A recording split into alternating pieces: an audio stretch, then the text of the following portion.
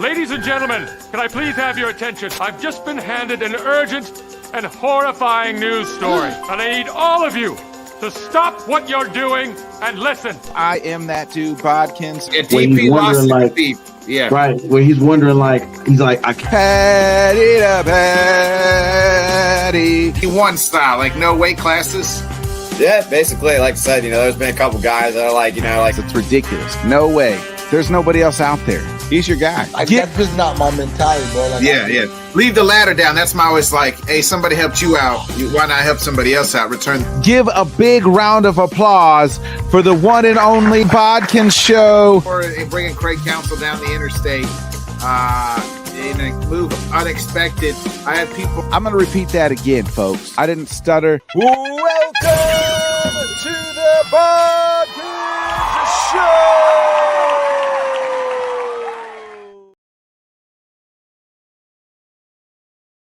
Good evening, everybody. Welcome to another great episode of the Bodkins Show. I am your host, Bodkins, of course. Oh man, we did the weekly dump this morning with my guy Johnny Cruz. If you missed that, please check that out. It was a great show.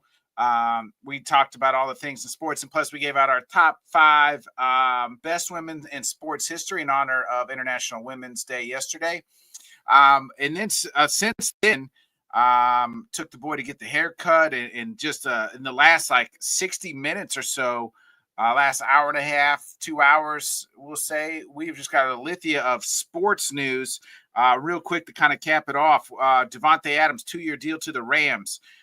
Josh Allen is now the highest paid quarterback, and literally just seconds ago, as I hit the live button, DK Metcalf traded to the Steelers and gets a new 5-year deal. LaRon Landry to the re-teams up with Mike Vrabel. So I mean, we'll talk a little. We probably won't get into. We'll get into some of that stuff tonight a little bit. But tonight, this is, I like to call our Sunday night special, like a Sunday sit down, where we talk to somebody who has another podcast, who has another, whatever it is, artists, musicians, fighters, whoever we can find, whoever we can just kind of sit down and talk with. It's one of my favorite things to do. Sunday conversation, you could say. And nonetheless, is a man tonight. You can find him all over X. He has his own YouTube channel. He puts out several different podcasts. One thing that I enjoy watching this man do is he puts out such great inspirational pieces where he's just kind of talking to you and himself and pushing out great inspiration. The world needs more of that. And why not give us some inspiration on this Sunday? Give it up for the legendary man that is Mista Yu, baby. legendary. I love you, brother. This is awesome, man. Thanks for having me on, man. I love this, man. Thank you, man. Thank you again for joining me on this second time out on this Sunday. I appreciate it. MrYU, let's just kind of start there. Like, how did you come up with your podcast and your inspiration and kind of deal it? And then you put out these great inspirational, podcasts, like your inspirational speeches, I guess you could say. Like, I listen to them a couple times when I'm working at the gym and things like that, man. Awesome, so man. I appreciate you bringing light into the world. Well, I'm trying, man. It was a very strange start, man. I mean, I didn't do what most of our podcasting friends do, man. It was 2020. It was a really horrible time in our country overall. A lot of that stuff hit us personally. A lot of people who were very close to us left us, in my opinion, too soon. So I wasn't in a great state of mind and just had left a long career with the government. Kind of got tired of that for obvious reasons. Didn't feel like I was, knowing what I was going to be doing next. And it kind of just hit me, you know what? I've been doing teaching and preaching and coaching in other places for a long time. It's not a new thing, but on camera, it's brand new. Now, I'm an introvert, so that's not something I want to do, period. It wasn't even on my radar. You know what I'm saying? But that year, I think I was really open to it. The inspiration kind of hit me.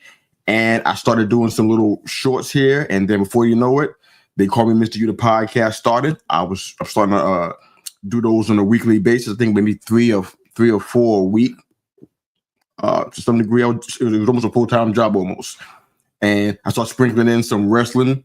At one point, I started wrestling shows some guys, and now they took over. We're doing that now. Some sports now. T3 every Thursday night. We're doing that. So it's kind of just been a goal of having a little something for everybody. But basically, if we're going to talk sports, let's talk sports with a heart. That was my main thing. I didn't want to do sports like everybody else was doing it because look around us, man. They got everybody doing sports. Yeah. And everybody feel like they're experts on doing so. I didn't want to do that. I want to kind of do something different. So kind of more sports with a heart, get the behind the scenes story, the people, the human part of the story. So that's how it started, man. I think it's been going well. It's been almost 5 years now.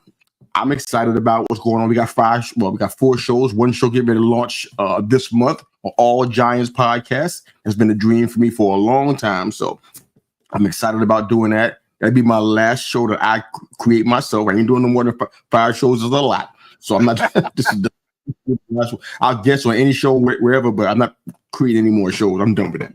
But I don't know if I answered the question, man, but that's how it started, man. I mean, we had so many things going on in our world. I want to kind of speak to it and provide, like you said, some light and some inspiration because, man, our world's going crazy. And to tell you the truth, 5 years later, it still kind of is. So I'm like, I can get some. I can do what everybody else is doing. I try to do me and provide some inspiration and share how I feel and how I think, and maybe encourage somebody to be the best version of themselves. So that was my main goal, man. Long answer, man. Sorry, but yeah, that's the idea. No, that's. I mean, long form is the best form.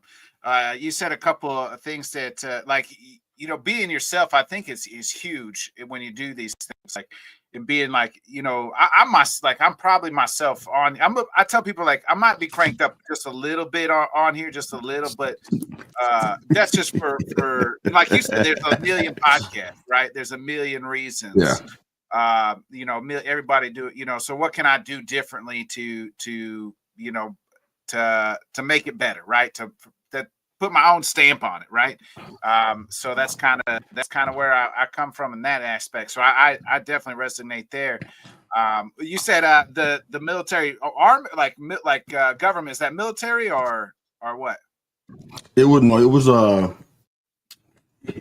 local government passports and border security and that kind of stuff. I was doing that over here locally, but it's still government and. That comes to the territory, and after a while, it kind of gets old, man. But I'm an entrepreneur at heart, man. And I think what I did, and this is what a lot of folks, maybe you can relate to this. It's been there since we were little kids, having lemonade stands. It was always there, but we suppress it because we're afraid of failing. So we try to get something stable, like a government job, like what I did. Right. Or get a bunch of degrees and try to leverage ourselves, do all this loan debt we're getting from colleges to leverage ourselves so we can make sure we're in a comfortable place so we can live. I'm like, but in 2020, that was probably the eye-opening year in a lot of ways. I said, you know what? Comfortable ain't gonna get me anywhere. I've tried comfortable. Look where it's got me. I was already married with kids, even had grandkids by then. You know what I'm saying? I'm like, you know what? I got to do something else. So I'm betting on me, man. So the entrepreneur is out. He's loose. If we could do something with podcasting too and turn that into something, a lot of folks are scared of that. I'm not. Let's do it. You know what I'm saying? I'm here for it. So I'm ready to put in the work. So the entrepreneur has been released. He's been unleashed. Do you think I'm ready to do stuff? Do you think like having kids, and like you said, you got grandkids, so like not your kids are old, obviously older, so maybe not. I don't know how many you have, but or it's like depending on you. Like, does that help though? Like, hey, I can step out. Nobody's relying on me. I mean, not when they're younger. I mean, if fear of God is in you, man. Like, I got to take care of these people. I got to make sure they eat. You know what I'm saying? Exactly. So when they're older, you can definitely get a little bit freer when they're out of the house. You can kind of find yourself at that age. Yeah, most folks are in that. They call it middle age, but I don't want to label folks. But they kind of that midlife thing. And it's like, what? I got to better myself. It's easy to do that when it's just you and your wife in the house. It's easy to do it that way. But so that helped out a little bit. But I think he was always in there crying to get out. Like, let's go ahead and bet on you, man. Let's do some big things, man. Make some stuff happen. So I didn't do that. Not fully, but sort of. Well, I grew up like, and you're a couple years older than me. Just a couple? You sure? But I say that because, like, I grew up in a time where my generation was taught you go to school, you go to college, and you pretty much work for like the man, right? And it's funny, like you witnessed, you talked about the lemonade stand. Like, that isn't every kid, like, to chase our dreams and things like that. But like sometimes your dream is like out the norm, right? So like we got the normal society try to tell us, hey man, you got the correct, like you can't do this or you can't do that, and they try to stop us from selling that lemonade that we want to sell. Right. Instead of buying they want you to buy the lemonade. There you go. You got it, man. I mean, what I hope happens, and I know this is not really what you asked me, but I hope, because I meet so many guys that are doing podcasts and content creations and whatnot, and all these platforms that offer monetization and whatnot. It's sometimes like pennies on the dollar. It ain't, it ain't what it's meant to be. But there's opportunity to bust out and do some serious things in this media game. And a lot of some real smart guys like yourself and some guys that I've met my 4 years or so out here. Some really smart, sharp guys, man, together, man, doing some stuff. They can build some networks, man. They can really get some stuff done. I'm saying, so it's just a matter of them breaking out of the mindset that, you know what, this is like you said, that, avoid the lemonade stand and going into the comfortable, stable work environment, breaking kind of out of some of that mindset. Man, these guys do some great stuff out here. I'm just waiting for it to happen. I want to see it happen. I want to be a part of it if it's possible, because this great opportunity out here, man. These guys are really sharp and smart, man. They're not just on camera podcasting. Some of these guys are really sharp. They know what they're doing. They got a plan and a goal and a dream. Yeah, man, make that thing happen, man. This opportunity. We can all eat out here. There's plenty of room for us to do some stuff out here, but it's about mindset. I believe that everybody has a chance to eat. Like, there's a variety for everybody. It's, you know what I mean? Like, everybody don't got to be the same. You don't have to, you know what I mean? Like, there's enough. Like, sometimes I get discouraged. Maybe I get discouraged or something. Like, one thing I've always said, I'm never going to look at numbers. Like, I don't really like view like how many views I get right now or anything like that. I view it's like, am I having a good time? Is my guest having a good time? Like, those are the things that are important to me right now, right? Yeah. Same. And I look at it as like, because sometimes I look at the numbers like, dang, like and then you kind of compare yourself to somebody, and you're like, I feel like I got a better, and you just try to learn, like, hey, what are they doing that the night? It could be some sort of hashtag, right? But I look at it as like back in the days of radio, like everybody had like their own local radio or own, like, hey, this is my favorite channel. Then you go to a different place, you can find a different channel. Like, that is podcasting now. Like, there's so much, but it's just like, it's the radio these days. So like somebody could come across and be like, you know what, I really like this person. I'm gonna keep up with whatever they're talking about. So I just always try to promise myself, like, the day I'm not having a good time though, is a day like it's time to be done. But like, as long as I'm having a good time and my guest is having a good time, that's the only thing that really matters to me, because like, that's what's important to me. I love that, man. It's just authentic, man, because it has to start with that. Yeah. I know some folks, and I ain't calling no name, dog, because it's not really about them. I know some folks, man, that they start off on the other side. They start off everything that they're doing before and when they hit record. It's all about how many people they can get to look at their stuff and how many likes they can get. And that's a grueling lifestyle, man. That's rough to live for somebody's approval. Man, you can't do that. I've done what you said. I'm not exempt from that. I looked at my likes and my analytics and stuff, and I'm like, man, my numbers suck in this area. I know we better than this, but I hear from people who are just looking for something different, and they tell me how well produced the show is. I'm like, produced, dude? Ain't no real production. I mean, there's some cost to go into this stuff. I mean, I'm not editing. I'm going live most of the time. I'm not editing and stuff. I'm recording. I'm not even editing when I record. I mean, it's like, but they see something. They see something in it that we can't see. Yeah. And honestly, you got to have fun with it. You got to enjoy this, man, because at the end of the day, as long as you got that, it's going to be awesome, man. Most great stuff that we see on TV and on the radio, it came from people just having a good time. Guys, best friends getting together and getting on a microphone and sitting in the room and in a garage and just talking about sports, chopping it up. Or like you said, like the barber shops, guys sitting there just talking shop. That's how great podcasts and missions are born, man. It just you enjoying each other and just doing you. So I'm learning to get back to that. I had me a little fall off last year. I didn't do much collab last year. I was kind of getting in my own head, like, man, should I keep doing this, man? I don't feel like people got my back. I don't feel like people are with me. You know what I'm saying? Not just me being open and transparent. I never said it before. This is a review on your show for the first time premiere. You know what I'm saying? But I'm just like, I was kind of feeling like maybe I should, end all of this stuff and just quit. I really had those thoughts. I'm like, you know what? 2025, it kind of lit me up. I'm like, yo, I'm here.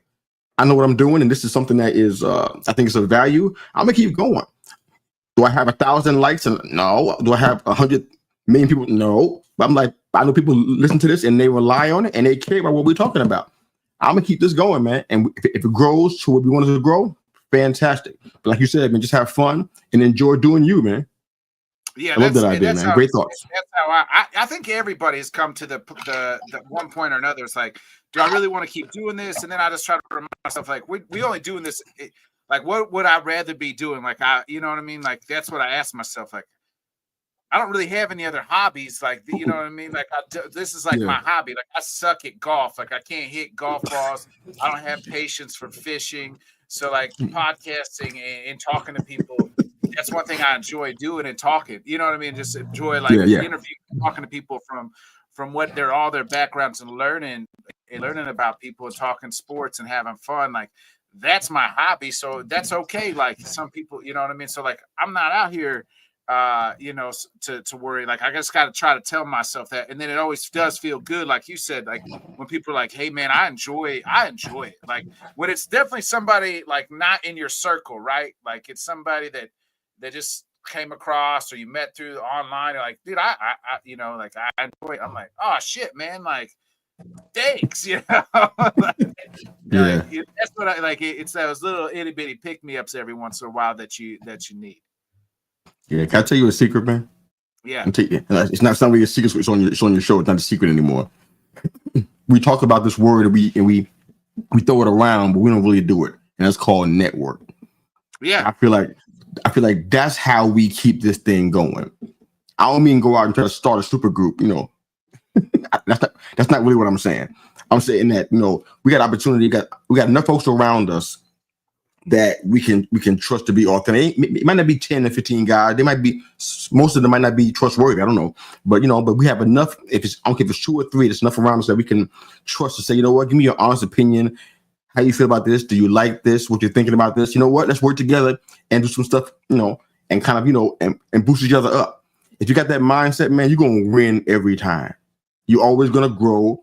You're going to, evaluate yourself and deal with some stuff you got to change and work on and take some constructive criticism. You're always going to grow, man. And that's kind of what 2025 is for me right now. I'm collabing more than I probably have since 2020. 2021 was heavy. I was collaborating heavy. And then we had a major tragedy in our family in 2022, and that kind of set us back a little bit. But 2021, I was collaborating heavy. 2025 is probably the most I've been doing since then. I've been on the beat, so I'm in a lot of places helping people out, trying to boost their stuff and boost their cachet. Even before I boost my own, I'm boosting this, making sure they're getting shine and looks and whatever they want. And you know what? I feel good about it. I go to sleep at night. I feel good that I did something for somebody else. Do I need some stuff? Yeah, my YouTube numbers, they can use some help, but I'm helping somebody else get theirs up. And you know what? I feel good about it. That might sound weird, but he blowing smoke, he for real. That's how I am. I started show and then put it in somebody else's hand and let them run the whole show and take over and they directed the whole thing. All I did was spark the idea and put some people together. I love doing that. I'm gonna keep on doing that because that's where my heart is. So, but the network thing, let's do more of that in 2025. I believe we'll see great things come out of it if we can keep that going. Does that make sense? I'm the same way. I try to like, hey, you come on my podcast. Like, if you ever need me to come on yours, I know you used to give me a hard time. I said, just remember. Wait a minute. There was no hard time. You trying to bail out? It gets closer. You said put it on the calendar. I don't live an organized. Yeah. I don't know if you notice. I don't live an organized life like that. You know what I mean? So I don't. What do you mean? You are organized. You do a regular show, multiple shows a week. You're not organized. That's about as organized as it gets. Is that I know I'm gonna press play at this time. You asked me, do you got a rundown? Or I think you said a rundown. I don't know what it was like. Did you I ask just me wanted about to put a live draft schedule in your calendar. That's all I was talking about. No. Put Before it that, in when your calendar. I asked you to come on, I think you asked me if I had a rundown. I was like, I don't. Okay. I don't, Well, I don't know what rundown. I don't know what that is because to me, I always said like I'll never know what's gonna come out my mouth. Like that's part of who I am. I never write down anything. I don't think of like anything. Even when I'm like interviewing, like every once in a while, like I will like for an athlete or something, right? I will do a little bit of research, but for the most part, I just try to have a conversation. Like I imagine I always want it to be like you walk into a bar, I walk into a bar, and I say, "What's up to you?" We don't know each other, and you say, "What's up to me?" And we like we are right now, just having a good conversation of God knows what. Like I didn't know what we was going to get into tonight, but I knew we was going to get into something good because you're the way you talk. And so I was like, "Hey, that's somebody I want to come on. I want somebody that is going to bring inspiration and talk about sports and life." I appreciate you, man. Things like that, my man. I appreciate you, man. That's how my brain works. So yeah, I can do. I don't have to have a rundown, but I can remember all the stats and stuff that I would know. I don't either. Sometimes I look it up. Yeah. I wish I had a Joe Rogan Jamie just so I can be like, Jamie, can you pull that up for me? But I don't have. That's that's the future, right? That's the future. Yeah, we got to shoot toward that. We can have that. We can do that. We can have producers because we all need a producer. That's a fact. Amen. Hey, what's up, Rob? Rob's Browns made a huge deal. Myles Garrett staying in town there. By the way, we didn't talk to me about that.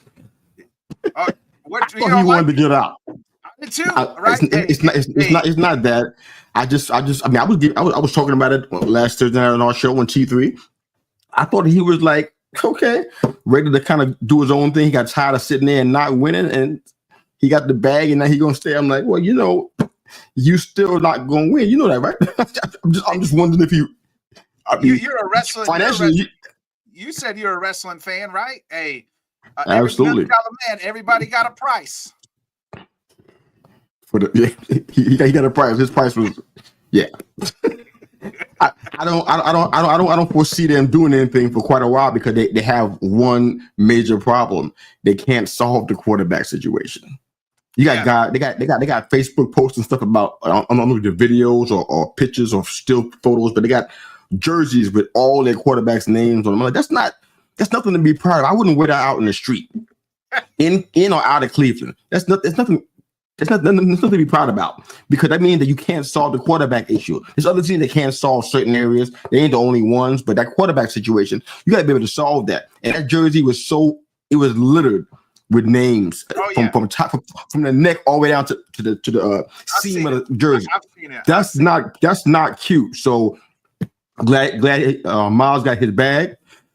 He'll be set for a long time. His family gonna be set, but he might even be considered the best defensive guy in the game, perhaps. But that's probably gonna be about it for a while because they can't solve that until you can solve that. Yeah, I mean they had a top 5 defense the past. I think 2 or 3 years, the defense was top 5. So that's not really the problem. You probably made it better by, having a happy man that's paid and stuff. Okay, fine. But the issue was on the other side of the ball. Yeah. So he's going to have to watch that happen. You know what I'm saying? So speaking of solving it, what are your Giants going to do at that position? Oh, my God. That's what they got. You want to see me explode on your show with the ratings? Let me get a drink first. There's nothing. My fan base is used to somebody exploding, so Okay. Well, let me offer a disclaimer first, so that won't happen on your because I can't disrespect your show like that. But all right, you can say whatever you want here. We drop F-bombs. We talk. We do. We do whatever. I don't talk like that, but I don't talk like that. But I'm just saying. I want to make sure that I respect the house. You know what I'm saying? But what I'm doing now. I was a sailor. I was a Navy sailor. My dad was a Marine, so I just came out the womb cussing. You know what I mean? So that's just kind of copy that. I get it. I'm from New York. I get it. I'm doing some different this year. Where I'm getting more into the draft. I'm doing more analysis and stuff. This is my first year. That's what we're doing the live draft special. We're doing more stuff like that now. But what I'm doing is I'm trying to be more even keeled. I mean, I always feel like I was that kind of fan. I wasn't the kind of fan that painted my body and whatnot and went outside, in 30-degree weather with no shirt on. I was never that kind of fan. I don't have tattoos of Giants. I don't do all of that. You know what I'm saying? But I'm trying not to be too, imbalanced and whatnot. So I'm trying to think about the thing logically. We know that it's been about 13 years since we had legitimacy at quarterback, and then winning seasons and and some kind of a continuity and contention for Super Bowl.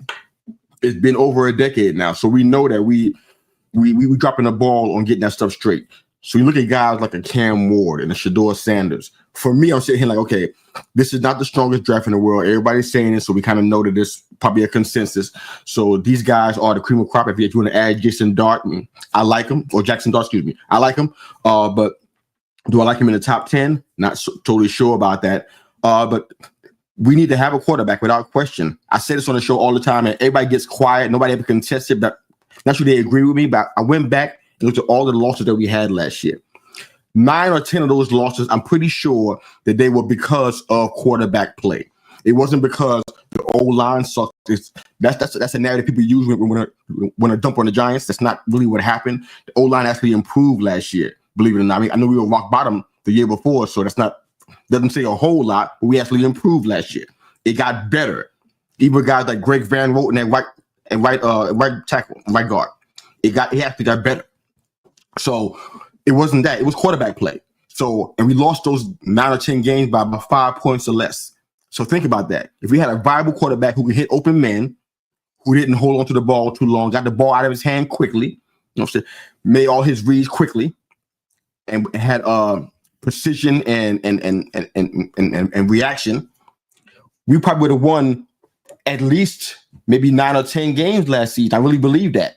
So any quarterback that can do that is going to help us move on to the next level. And now we're in the year of the bridge. Now we got to have somebody to bridge us between where we want to be and hopefully the emergence of a rookie quarterback, which we probably need to get in this draft probably. So there's a lot of names out there. I like certain things about Cam and Shedeur, not everything. There's some comparisons I don't really care for with both guys. I think Shedeur, stature-wise, there could be a problem, but he can build on that, I guess. Cam Ward he's kind of have those intangibles, but I think discipline-wise, maybe footwork and just decision making, it could be bad if you don't work on the fundamentals and grow from that. We've seen it in Miami.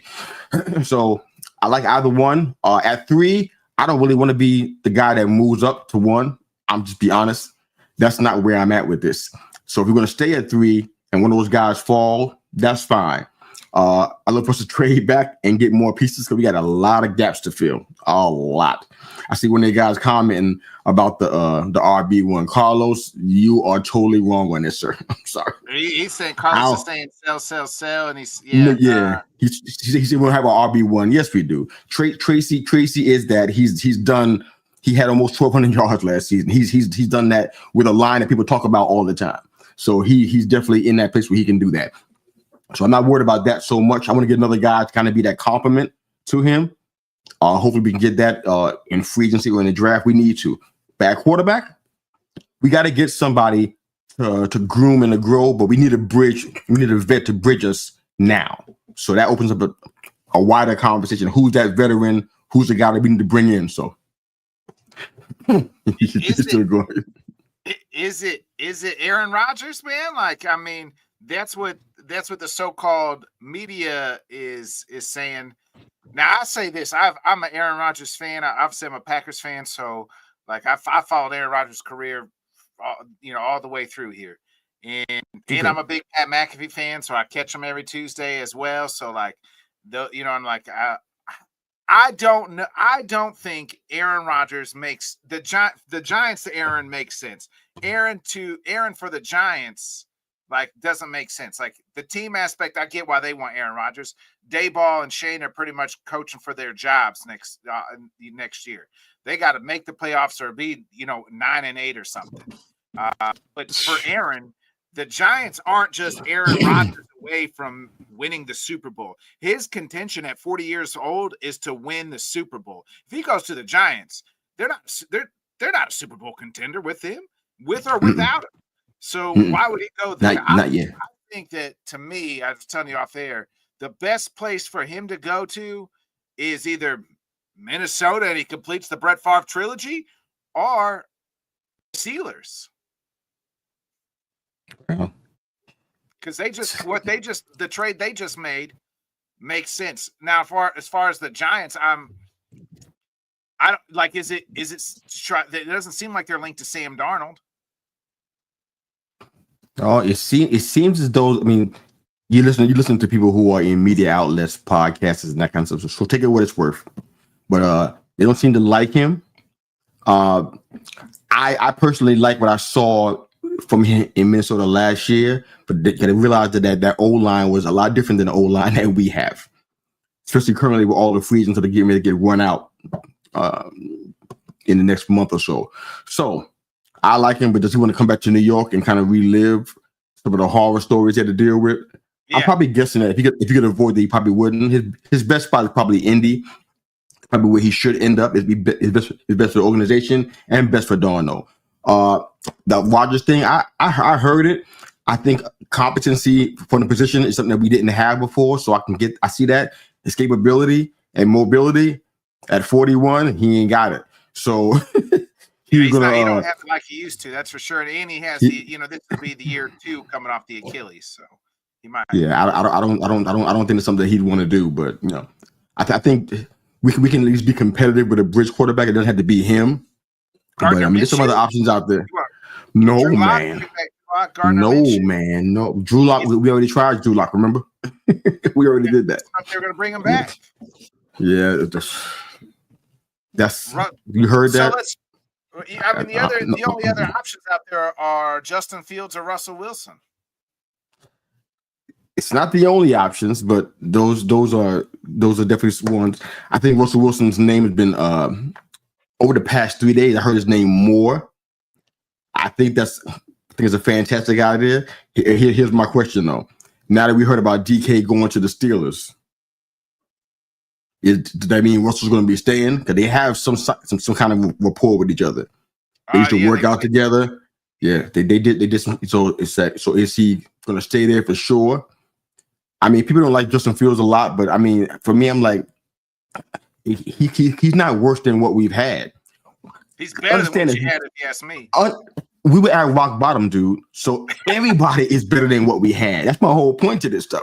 All we need to do is have somebody to bridge us until that rookie quarterback that I believe we need to get this year is ready to come in and take over.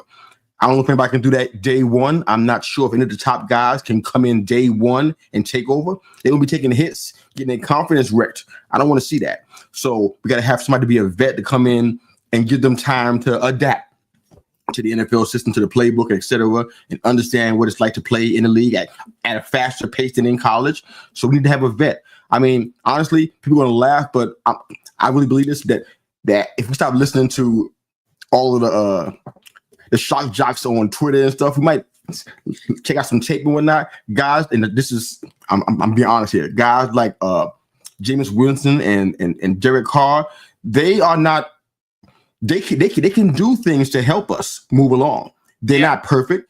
They're not. Derek Carr just reworked his deal. He's staying in New Orleans, but Jameis he's staying. Yeah. Well, take his name off of the list. Then you know what I'm saying. I'm not ready for the Mac Jones experience, so I'm not really adding him into this. We can go ahead and cross his name. You know what I'm saying? But I mean, Jameis is going to throw more interceptions than or at least as many interceptions as touchdowns. I get that, but he's going to throw down the field. And my God, fun to watch. Hey, Malik Neighbors, buy all the stock of Malik Neighbors at that point in time. Didn't we need that? If you looked at any Giants game, you can see that the issue with the ball didn't go past it in the air for more than 20 yards the majority of the time. That is a problem. Jameis solves that part of the problem. Do we win more games? We have to. How many did we win? Yeah, we're going to win more than 3 games without question, obviously. But as far as us going to the Super Bowl, that's not what the quarterback is going to be here for this year. It's for us to get on the same page a little bit, move a little bit more down the field, get these guys acclimated. These guys, for example, a guy like a Jalen Hyatt, they ready to run him out of town. Yeah, like he's just trash. I'm like, I can't call him trash. Look who we had to work with at quarterback. We don't even know what we got going on here. We haven't got a chance to have somebody competent at quarterback so we can test this stuff out and see who these guys actually are. Some guys on the line, they have to go. They just ain't got it. But I can't put him in that category. So we just need somebody who can be competent. And I think Winston can do that. I think Rodgers can do it too. But he's not, like you said, if his aspiration is the Super Bowl, he may need to go somewhere else. Going to the Steelers, I'm not sure that's going to be the answer to that question because they're always great in regular season and they rely on their defense a lot. I think more than they probably should. Does he go there and they become a Super Bowl contender automatically? I don't think so. I think there's a lot more work to be done there. So I don't think they made the playoffs with worse. And then they make it. But what happens though after they get it? It's sometimes some of it is running game. Some of it is it's a lot of different stuff. Drop passes by receiver. It's a lot of little different things and stuff. So, but if Rodgers goes there, he has a better chance than if he was coming to the Giants, to be honest. But I agree. I forgot about Jameis out there. He could be a possibility for the Giants. It just seems like you said Gardner Minshew. I can't believe you said that. Sell me on why we want to have. Sell me on why we want to have Gardner Minshew. I haven't even thought about him. He ain't on none of my paperwork. I don't have. There's nothing on here that says Gardner Minshew in none of this stuff. So tell me why you think we should have Gardner Minshew. I want to hear from you. I was just throwing out guys that I knew were available. So Gardner's just one guy that I threw out that you said a veteran. You know, you said something too about guys sitting down. I think that's what the Raiders are about to do. I think the Raiders are bringing Geno in, and then they're going to draft a rookie, and he's going to teach that guy how to be a professional. Like I think too many times we rush these young especially at the quarterback position. They rush them out there. They're already on a shit team. Look at Bryce Young. Like his first year, they were ready to run him out of town. And then they bring him back, and he learned some stuff, learning from Dalton, and that team started playing better. Like we asked these young kids. Like I'm a Packers fan. I couldn't tell you if Caleb Williams is good or not. Like I don't know because I mean the offensive line was trash last year. You're rushing him out there. He's got to play. Like sometimes you just got to sit him down and just like, you know, develop them. You know what I mean? Like Jordan Love wasn't ready to play his first year, but by God, now he's ready to play and he's been playing well. Like just sit him down. And we used to do that, but now the way it works is like, we got to play him right away. He's going to play right away. And then, you know, kind of learn on the job. And it usually doesn't. Sometimes you can break a kid's confidence. Yeah. I mean, that's kind of what happened with Mac Jones in New England. Yeah. They kind of just threw him out there. Honestly, that's not. I envy anybody to even have to go through something like that. That's not cute. You know what I'm saying, because he wasn't ready for that, and they threw the playbook at him and said, "Just go, young man, go." And he was like, "I can't go." And you're replacing Tom Brady at that, and you're the guy that's like replacing Tom Brady. Why did you think that he was going to be able to come in and replace who they call the GOAT? You know what I'm saying? And I'm sorry, no offense to Jacoby Brissett, but he's not a mentor for this either. You know what I'm saying? Mac Jones deserved better than that. I'm glad he did a few good things when he was in Jacksonville. I don't know if he's going to, well, I guess he's a free agent now, but you can't throw guys in like that. Bryce Young, another example. You can't just throw guys in and get, I mean, what happened to the guys who used to mentor and hold clipboard like Aaron was doing? I'm sure he wasn't through with it. I thought he was ready, but I mean, I think that made a difference. I'm not sure he would have had a Super Bowl if he hadn't had that time to sit there and assess and grow and learn. I'm not sure he would have one, honestly. Yeah. So it's a good thing, but why can't that model be used all the time? My hope is that Brian Daboll and Joe Shane can develop a quarterback. I know they came from some Buffalo Bills roots, so I know that Josh Allen is probably, if they can find somebody in the draft, it's going to be somebody like Josh Allen. I said that off and on for a while. But can they develop a quarterback? Give him the time. At this point, I don't care who they draft. Do not put them in day one.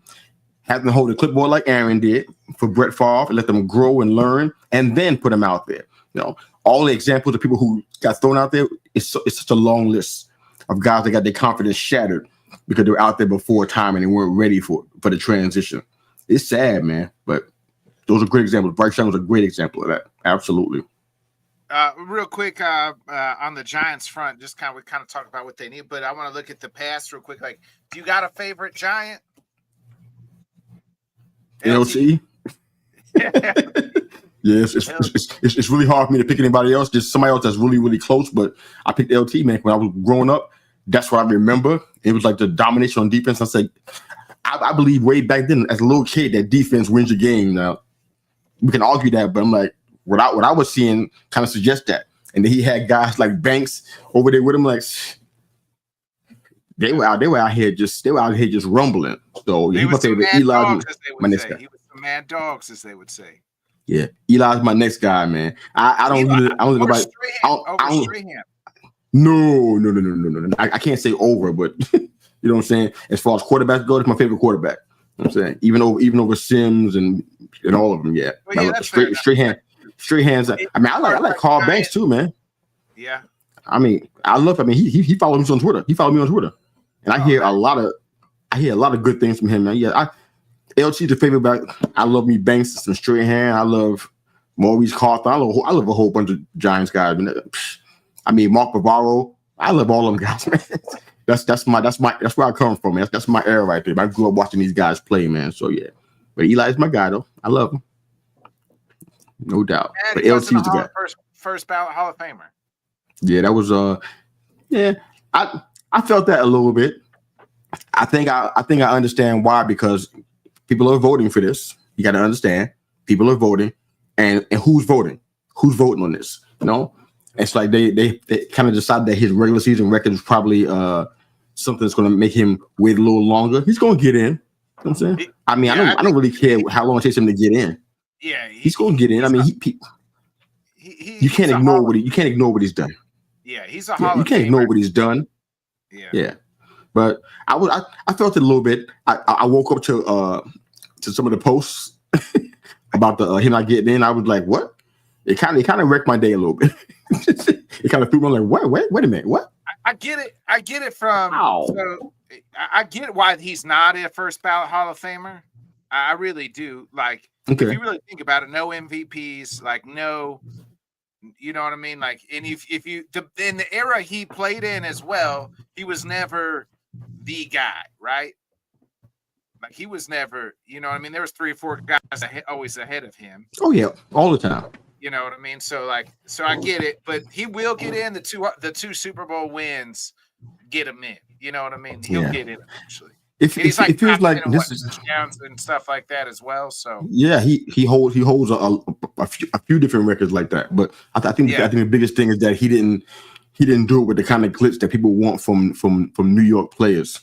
Because his thing was that I used to call him Easy E because he was a clutch.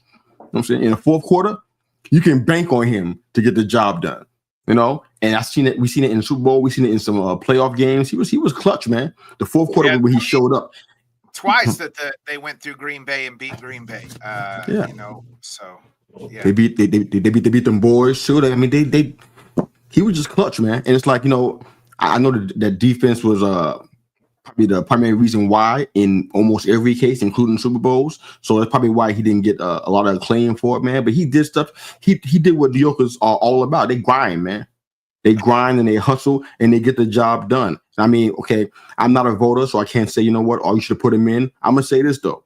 I'm saying because I'm from there and I grew up in that life, literally, kind of glad I got out of it. But I grew up in that life. I know about grind and hustle and that kind of mentality. People talk about it like it's a catchphrase, but I live this thing. And to see a guy like him to actually personify that and do it, he don't look like his face. He don't look it, but he personified it and he did it. You know what I'm saying? He did it on a high level, and I think that's worthy of being in the Hall of Fame. He may take him a minute to get in there, but he did that. Grind, hustle, resilient. He did all of that stuff when it counted, when it mattered. You know what I'm saying? You can talk about him all you want to. Regular season record, I own that. It's a 500 record. You know what I'm saying? But in the fourth quarter, what did he do? You know what I'm saying? Passing yards, touchdowns, Giants history. What did he do?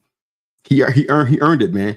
So spit on him all you want, but he earned it. He's a Hall of Fame quarterback. I'm always giving him his props. Always. I like it. I just got a couple more questions for you before we get up out of here, Mr. Yu. Earlier, I heard you said you started a wrestling podcast.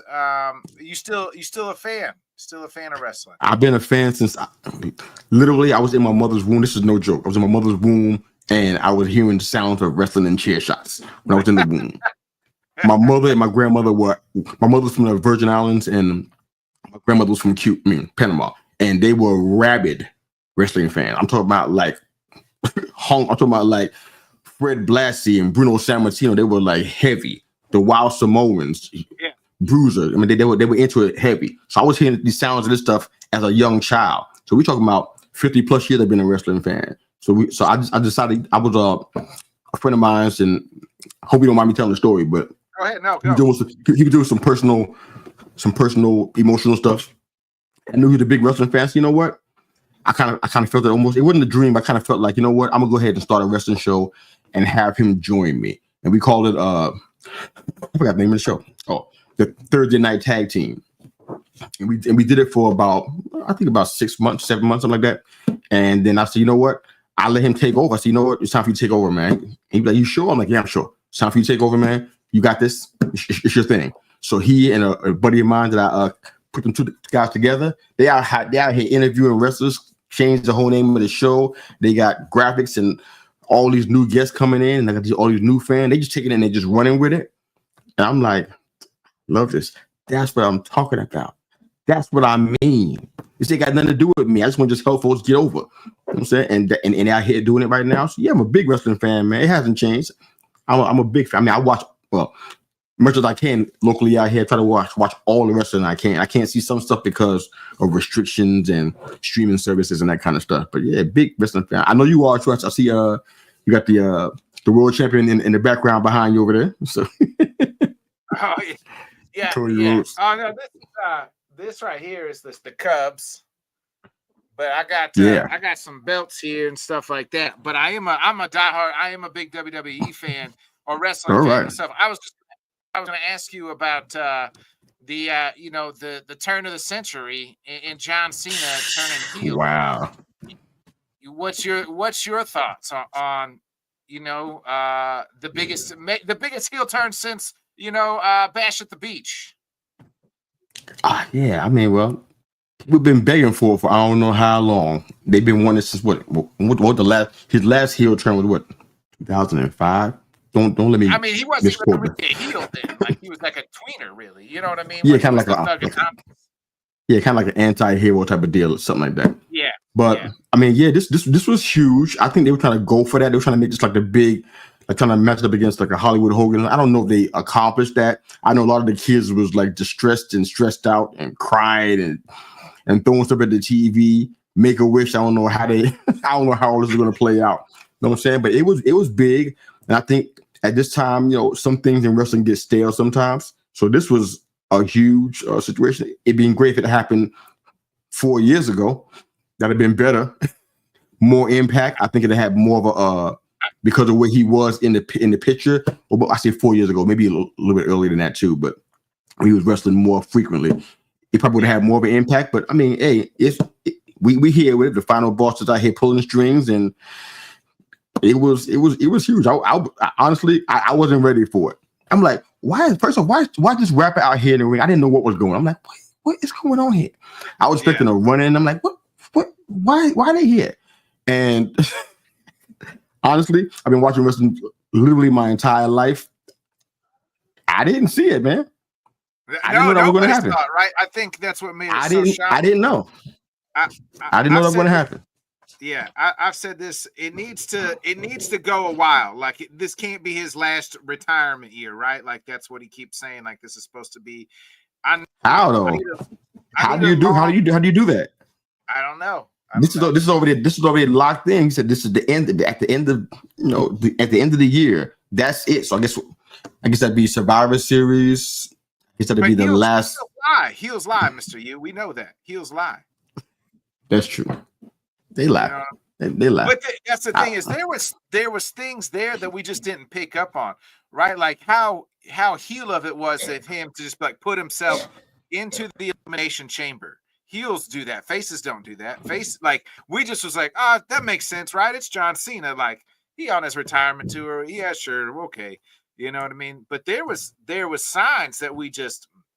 There was some signs. I we missed just it. missed it. You know, now we look back. Let me ask you this: do you think it? Because like, Hogan, like changed changed the industry, and maybe because of the time period. Do you think this will change the industry? Like as far as that, like we just can't tell because it just a week here has passed since it's happened, and we know the outcome that had happened with Hogan. I'm not sure it has that kind of game changing ability. They're talking it up that way, and because they're talking about it so much, that's how I know that they are just hoping that's what happens. When Triple H is talking that much, I'm like, okay, you hope that that's what's going to happen. He even got Michael Cole. He's in his ear every week talking about how it's going to change the industry. Okay, that's you hope that's what happens. That's some more VKM. I hope. Let's kind of push that to make it happen. But with Hogan, it was like you knew it was because look at all that his hands were into. Look at all he was doing as a face and all the organizations and all the things that he was doing. It was a legit shocker. You know what I'm saying? And to do that on WCW, on basically in the enemy camp, it was just bigger. I don't think it's a good comparison. It was just bigger. So how did this change? I don't know. The only way I can see that this changes is if The Rock is bringing in somebody else into his fold, and they're starting to like kind of completely take over or hijack the title picture. Now, I'm sitting here booking now. I'm just fantasy booking. I don't know what I'm talking about. I'm just fantasy booking. I said this if I had the pen, and maybe it was just too much already. We're getting the shock of the Cena heel, and they wanted to let that run in. But eventually, we'll see. I think we'll see a beatdown of where Cena's and The Rock are beating down Cody Rhodes, and then we hear the Tribal Chiefs music hit, and that'll set up. He makes the save that sets up Rock, Roman, Cody, Cena. There's gonna be some eyes on that for sure. I just don't know how it changes the industry yet. It's kind of hard to see that. Yeah. Like I said, they have to basically hijack the whole title picture. They have to take over all. I'm talking about like all the championships. That would change the title picture. Even honestly, even in the height of Roman's run with the bloodline, they didn't even really do that. So there's opportunity for that if The Rock does that in this iteration of this thing they're doing here with the Final Boss storyline, and they do that and they hijack all of the major titles and stuff. Well, that's going to change your entries. It's going to change your look, your profile. So that can be a possibility. But other than that, just Cena turning is like, okay, I'm not sure yet, but like I can't see where it changes the entire industry yet. I don't quite see it yet. Yeah, you stayed around longer, like you said. We'll wait and see. Yeah. Last question. So before we get out of here, is I got to ask you, like, when you do those inspirational, like, how does that come to you? Like, it sounds like some of it is like you pull from experiences, but like when you're going in that day, like to press record, like, do you like, hey, today I'm going to talk about, like, I already know I'm going to talk about, this type of thing. Like, how do you come up with that?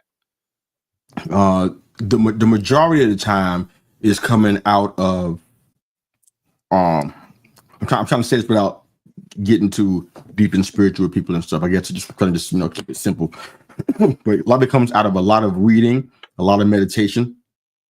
I'm an avid reader. I believe the leaders are readers, so I read a lot of business and self-help and inspirational books and that kind of stuff. And a lot of those things they give me ideas and concepts and analogies and that on top of just what I'm seeing in the world around us. I'm like, okay, some of these things, this goes together with this, and I kind of put it together.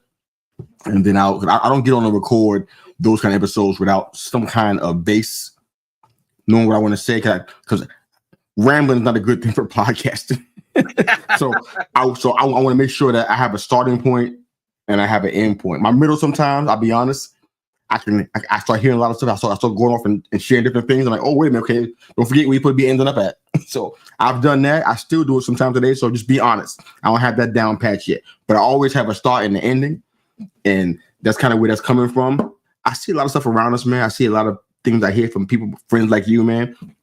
Little things, and sometimes they filter out into these kind of episodes, man. These are kind of inspirational teachings, and so I'm like, you know what? People need to hear this kind of stuff because that's what I'm hearing come from people. They're dealing with. I mean, I'm an ordained minister, so I hear from people all the time about things they're dealing with. And you know what? Sometimes it comes out. I'm like, I'm gonna speak to this because I think people want to hear this. They want to hear some solutions, or at least some ideas on how we can, be better in area A or area B. So it's not. Sometimes it's intense because I'm studying a lot and I got paper and all kind of notes and stuff. It can be pretty intense sometimes, but most times it's just a few blurbs. I'm kind of flowing out of my experience and flowing out of what I remember. That's why if you watch T3, this is just about sports. But if you watch, you can see that I'm talking about stuff, stats. I'm not reading off of paper.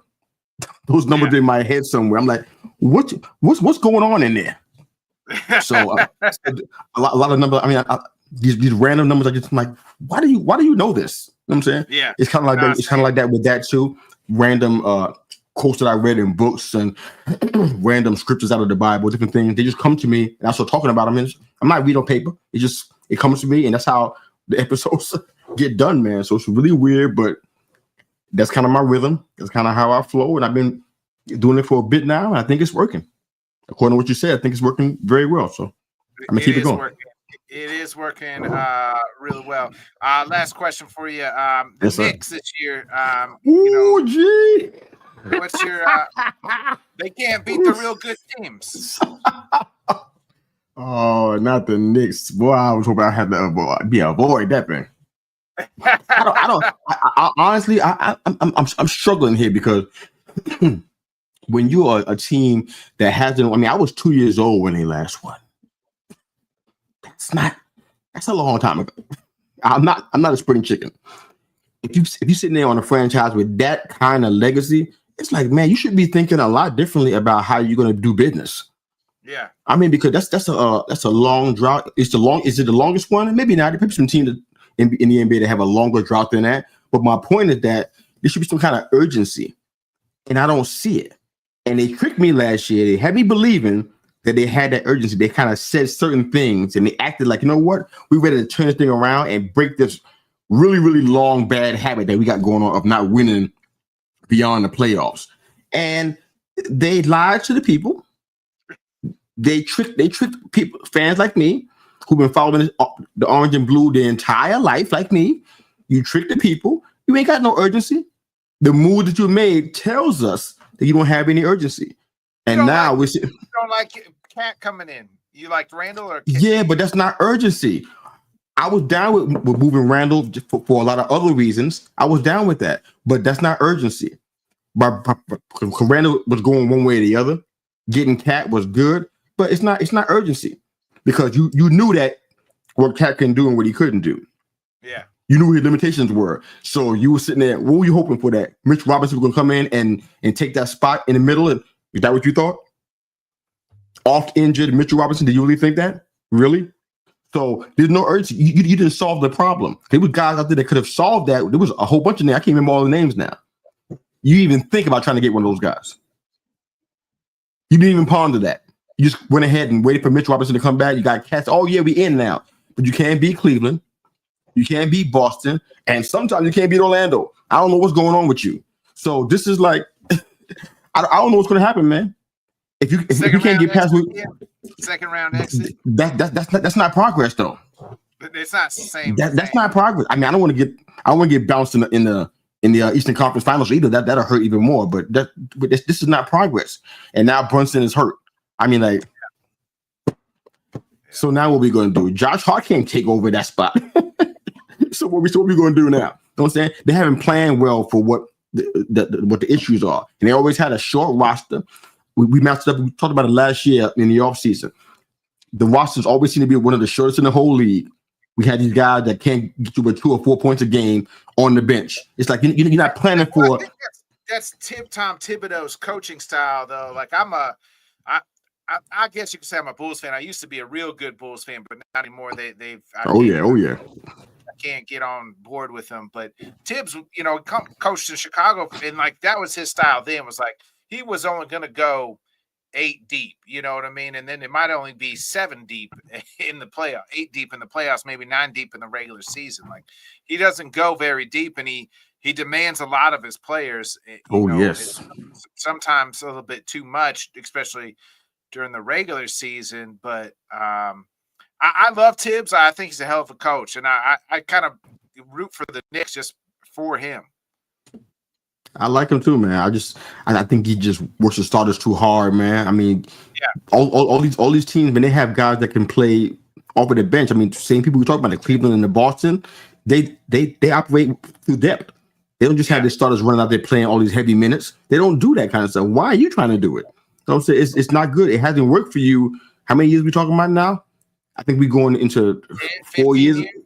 Or 10 years, total, like 10, 15 years as a head coach. He did it wherever he went. It's his thing. He ran and started them to the ground.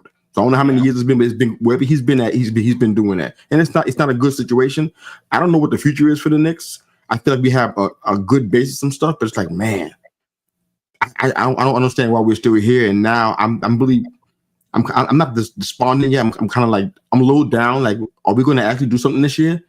Or are we going to try to this again next year and try to reboot again with the same people next year? Is that what we're doing? I'm just kind of wondering, because we got some good pieces. We could use some help at the wing. I said that last year. We didn't get that. Some help down in the paint. Guys that can score and body people. We could use that. Play some defense. We didn't solve any of those things. So I'm like, so what are we going to do? Wish I had an answer, brother. But right now I'm kind of just sitting and waiting. What's going to happen? I don't know what's going to happen. I got no predictions. Life is a New York fan, you know. You got that right, brother. You called it, man. You called it. That's for real. MrYU, I appreciate you joining me, man. Let the people know where they can find you. Yeah, we're on all the socials, man. Everything except Snapchat. We're on all the socials that they call me Mr. Yu. On X, they call me MrYU, MrYU. Of course, our show Cheat 3, that Thursday night thing, on every Thursday night, 7 p.m. EST. Looking for you to be on there real soon, man. Can't wait to have your insights on some stuff, Packers-wise as well. But we're everywhere, man. So thanks for tuning in. Check out our YouTube channel, at They Call Me MrYU. Hit the subscribe button. Let's know you love the content, man. Stay up with us. A lot of exciting stuff coming down in 2025. So we're excited about it, man. And glad to be on here with you, man. Thank you for the time today, too. Appreciate it, man. No, I appreciate you joining me. That's it, folks. I'll be back on the LTS show tomorrow night, 8 o'clock Central, 9 Eastern on the LTS network. Other than that, I'll be back Wednesday night for a brand new episode of Head Kicks and Haymakers as well. We'll talk post UFC 311 right here at 8 o'clock Central, 9 Eastern on Wednesday night. A lot to talk about on Wednesday with the boys. Ank is the new UFC light heavyweight champion. So we'll talk all about that Wednesday night. Other than that, folks, we'll be back with new guests hopefully next Sunday, 8 o'clock, 7 o'clock Central, 8 Eastern. Be a friend, tell a friend, like, subscribe, share. We'll see you then. Thanks so much for joining us, and until next time, let's talk sport, friends. Thanks for watching.